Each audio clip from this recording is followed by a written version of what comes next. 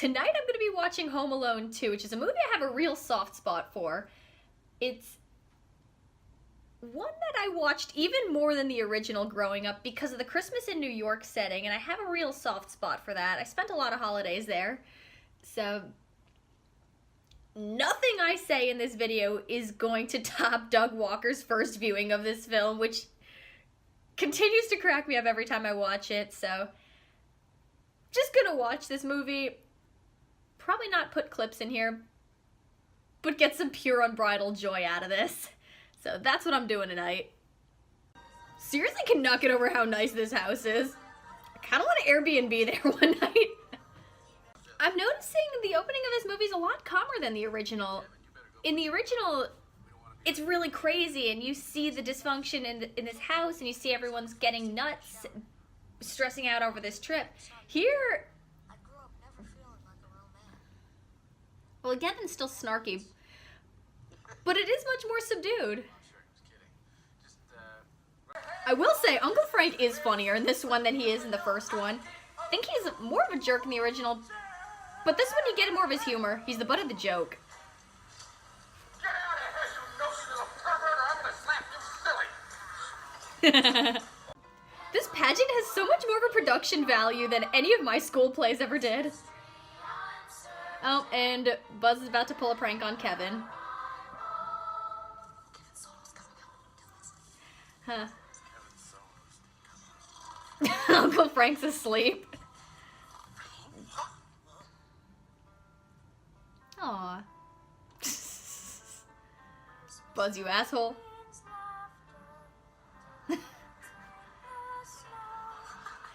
Such a brother thing to do.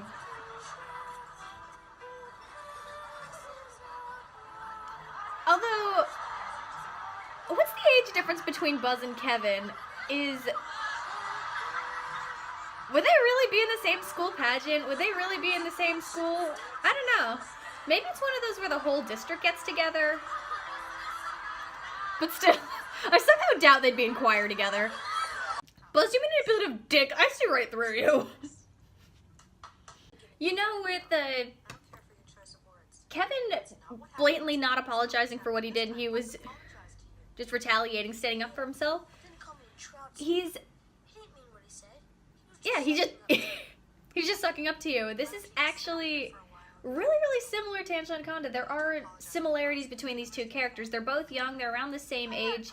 They stand up for themselves, and they're the ones who get in trouble. They have a jerky older brother. There's a big, crazy, dysfunctional family in this very harsh world. And they live out fantasy sequences just in different ways. Kevin gets the fantasy of being home alone with all this awesome stuff, and Angela gets revenge fantasies. But still, it's tapping into this imagination, you know? I hope so. Also, violence. Lots and lots of violence. Oh, and one more thing I have mentioned. Both characters are also falsely accused of being sociopaths when there's a bit more going on than that. I love how Kevin blackmailed his family with the fact that they forgot him last year. He's gonna hold that against them for the rest of their lives, just for his own amusement. Calling out for the family. But interesting enough, just his parents, Uncle Frank and Buzz. No one else clearly matters. Are the names of the other family members even reinforced? He doesn't even have to think about it this time. He's just happy to be away from the family. Yes, Kevin is using a Polaroid camera. Those are awesome. And I'm so happy they've made a comeback. The police, I've noticed, take their case a lot more seriously in this one than they do the last one. Parents are even cracking jokes. They say, at least we didn't lose the luggage. We never do that. Okay, we're about to be introduced to Harry and Marv, and earlier it said they escaped in a prison riot. I kind of want that backstory. Harry and Marv are also such a married couple.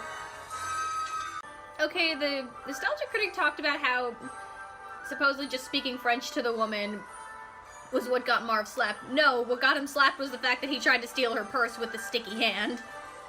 Just wanted to correct that. Oh, getting to the Donald Trump cameo. He's entering the Plaza Hotel. Excuse me, where's There he is. Down the hall and to the left. Thanks. What an interesting cameo. Huh. The Home Alone movies do have a really nice atmosphere. This hotel looks really, really fun. So beautiful, too. This is Peter McAllister, the father. And we have just reached Tim Curry. Alright, Tim Curry. Hi. The hotel staff are snobby, but they do have a legit point in being suspicious of a kid who's traveling to this hotel by himself. I mean, there could be a number of nefarious reasons why. He could be a runaway, could be with a creepy person. Well, they do scare him and they do mishandle things. They do have a point to be suspicious. They're also really funny. Rob Schneider trying to get a tip from Kevin. Angels with Even Filthier Souls, the perfect name for the sequel. Yes!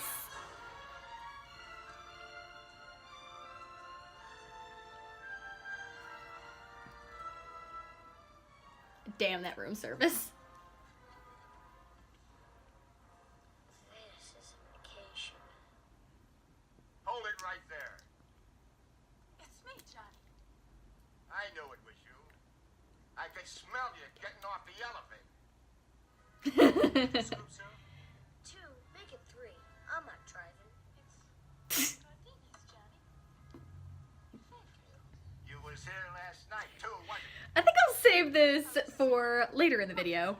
Really? Kevin's still covering his eyes at this? He's gotta be desensitized to violence at this point. Filthy animal. I know this gag's repeated, but still. Get out of here, you nosy little pervert, or I'm gonna slap you silly. Still funny.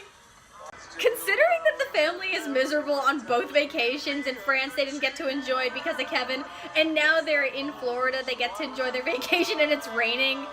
I think Kevin is their good luck charm for a good vacation. They need him. Didn't look this bad on earth. Excuse me. And you just see him having fun and then it kind of wears off. You don't really see him missing his family the way you did in the first one where he encounters a lot more scary things. But granted, the atmosphere's still fun. I still really like this setting. I like this hotel. The hotel staff is really funny, so I do forgive it. Last night, I was simply checking. I don't care if it's a rehash. I still love it. It's still fun. Even though I know the best stuff is going to be in the third act. The scariest thing about him processing the credit card is the old 90s technology. Tim Curry's Grinch grin is perfect. Harry talks a bit more like a cartoon gangster in this one. Cash on Christmas Eve that nobody's gonna think to rob. Yeah. Cash on Christmas Eve. 9-year-olds rob candy stores, Mom. This is what I had in mind. Again, this franchise in general loves to show off really nice places, and it's good at it. This toy place is incredible. It's beautiful. The nice homes, the nice hotels, the nice toy stores. It has such a nice atmosphere, and it looks so beautiful. They have great locations. There's something really, really funny about Harry and Marvin, these tiny little doll houses. Not doll houses, but you know what I mean. Tiny toy houses. It's so silly, but it makes me laugh. Also, with Duncan's toy chest, it reminded me to look up FAO Schwartz because it was out of business for a while. But even though I have barely gone there, it's still important to me, and I had to look it up. Good news, FAO Schwartz is back in business. It still only has one location in New York, but still you can order stuff online. The fact that it's open again makes me happy. This was important. You guys needed to know this. Harry and Marv look like they're having fun with this.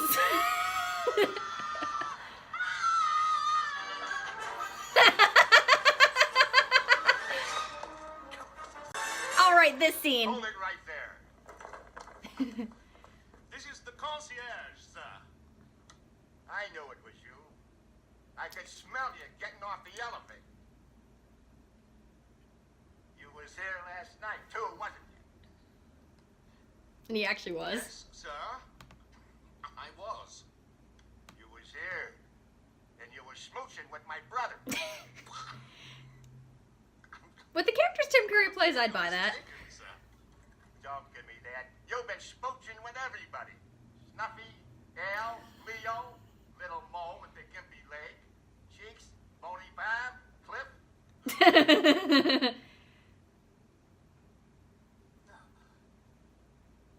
It's a lie. I could go on It was one drunken night. Terribly sorry, sir, but I'm afraid you're mistaken. We are looking for a young man. All right. I believe you. But my Tommy gun don't. That would never fly after Columbine. And tell me you love me. On your knees.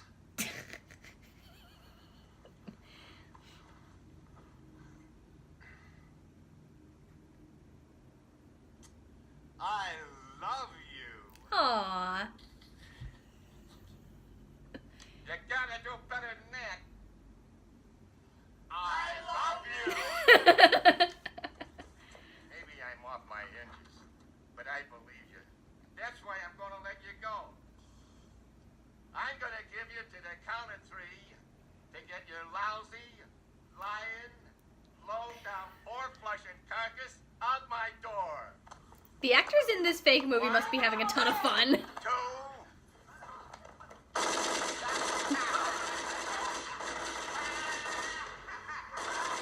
Oh god.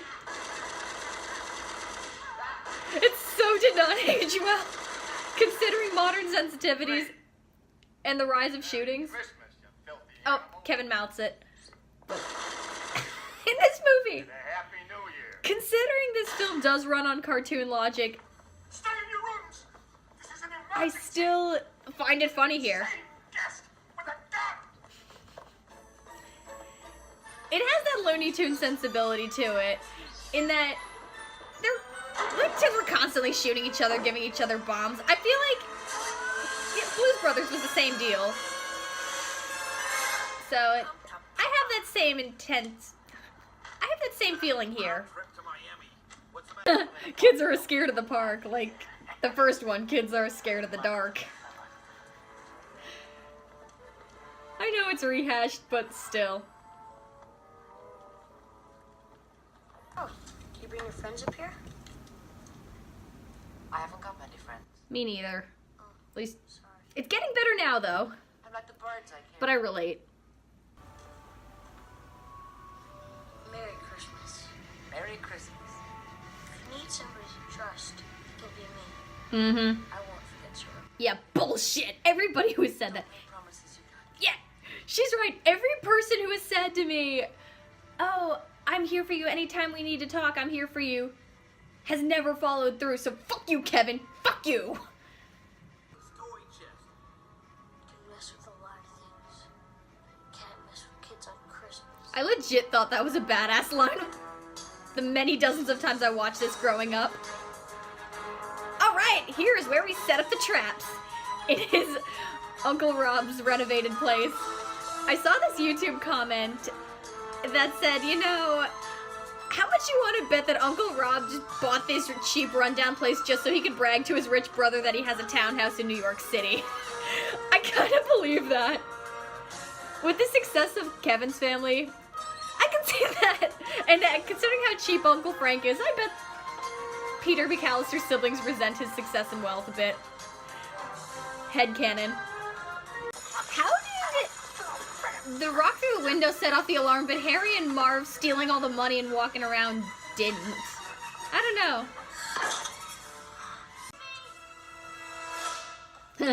Let's kill. Hold on, Pete Brain. The violence is upped in this movie. Last time because we underestimated that little bundle of misery. This ain't like the last time. This ain't his house. The kid's running scared.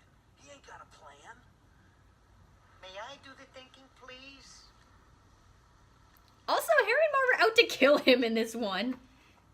Sonny! Yes? Nothing would thrill me more greatly than to shoot you. Knocking off a youngster ain't gonna mean all that much to me. Understand?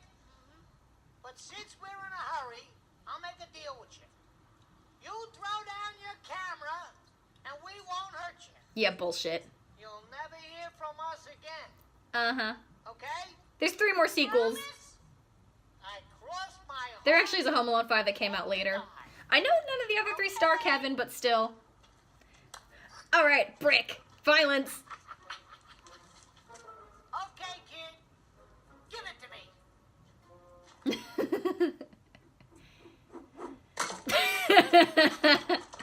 Again, runs on cartoon logic. Direct His aim is impeccable. Wouldn't that have killed him? Wouldn't that have caused significant brain damage?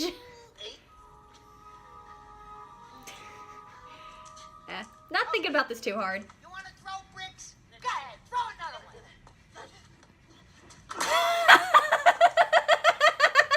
Okay, that should have killed him, or at least put him in a coma.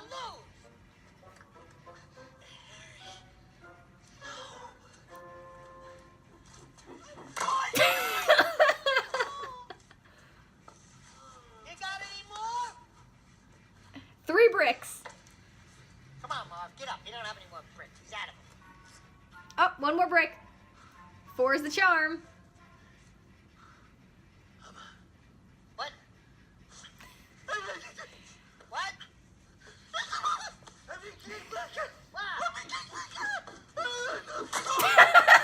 It's always Marv getting hit. Nobody throws bricks at me and gets away with it. Come on, Marv, get up. You're gonna... They didn't hit you, Harry. The violence is definitely more intense than the last one, but it is also a bit more cartoonish. Because they don't really bleed. There should be a lot more blood in this. I think somebody also did a injury count online to what would their injuries be if this was working on real world physics.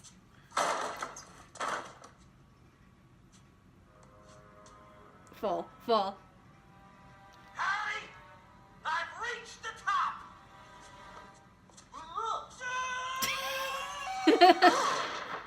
He should not be moving after this.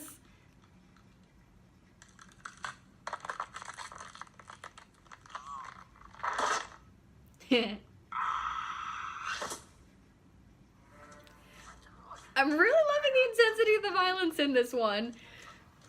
Again, now, fictional bloodlust is fair game. I tend to enjoy violence more when it happens to characters who clearly deserve it versus innocent people. For example, Meg in Family Guy, I could never get into the abuse of her because she never did anything to deserve it. It was no reason that they were hurting her. Versus this, he's clearly defending himself and... Alright!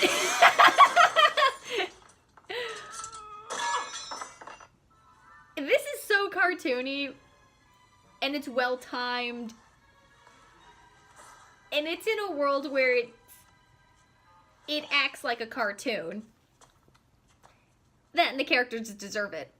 Again, if this were happening to real people, I'd be like, whoa, that's kind of messed up. But I'm not taking this movie seriously at all. Okay, that probably should have killed him. And you even see Marv's skeleton for a second.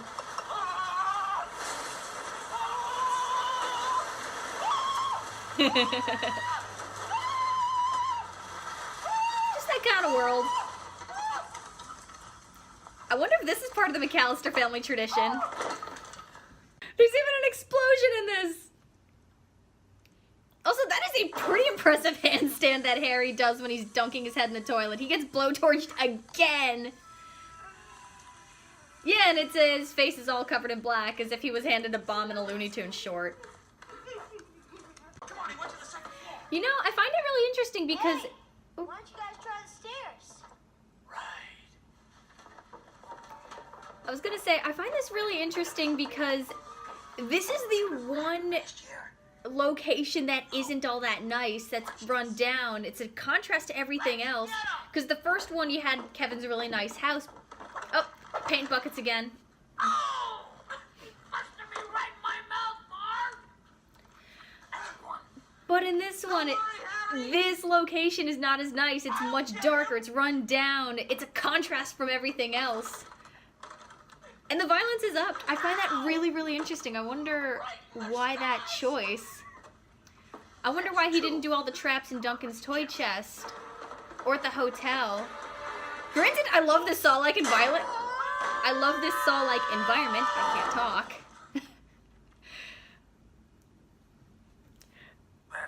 And I love the sadism, as always, but still, I find that a really interesting choice. I wonder why this rundown location is the thing they went with. Did you guys give up?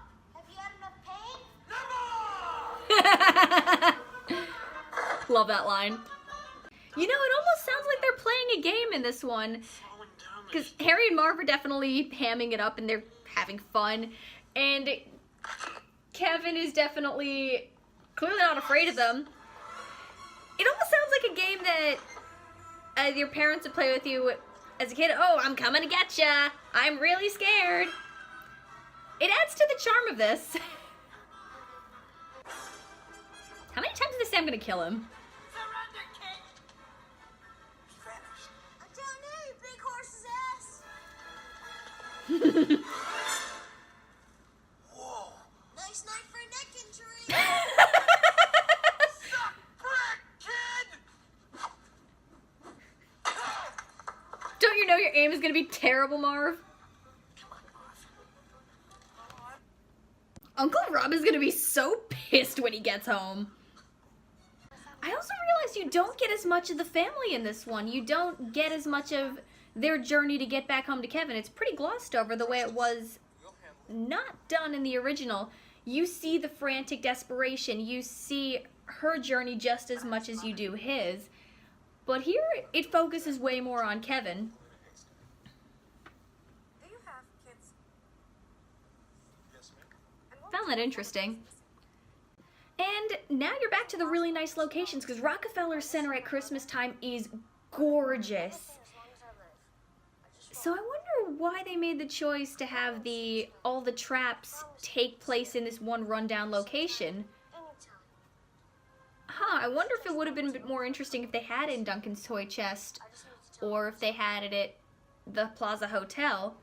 Maybe they didn't sign off on it. I mean, I'm not complaining, because what we get is really, really funny. You get good one-liners, you get good violence, you get it. It's much more intensified than it is in the first one.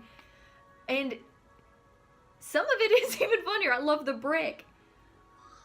But I find that a very interesting choice design-wise. chest. Don't get me wrong, I still have a soft spot for this movie. Kevin reunites with his mom. The family comes back. Kevin gives a turtle dove to the bird lady. And they have that really cool ending scene in the hotel room, which is, again, beautiful. Also, Fuller woke up and nobody's wet. He did not wet the bed. Character arc complete for Fuller. I just surprisingly noticed that. One final thought. The McAllister family clearly needs each other to enjoy Christmas. For example, Kevin doesn't have a great time when he's home alone, or whenever he's alone, and the family doesn't enjoy the vacation without him. They clearly need to be together. That's kind of beautiful. Actually, not kind of, that's really beautiful. It's a turtle dove. I have one, you have one. As long as we each have a... So, I love this movie. I do see the flaws with it, but I still can see myself watching this over and over again, and I do really like it. It has some changes from the original.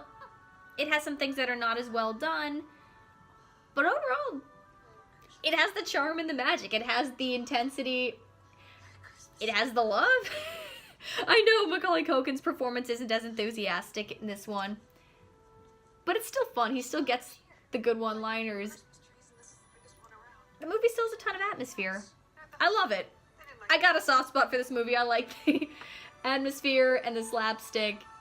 I will admit, though, another one, I actually do also have a soft spot for the third Home Alone movie. So,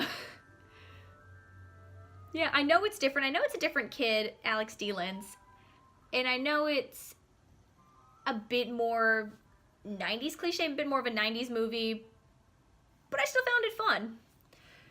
So I think I might do a rewatch video of that next. I don't think I'm going to do what I did here, but I am going to talk about Home Alone 3 probably sometime next week. Happy holidays. This is honestly a ton of fun for me. I hope it's a ton of fun for you too.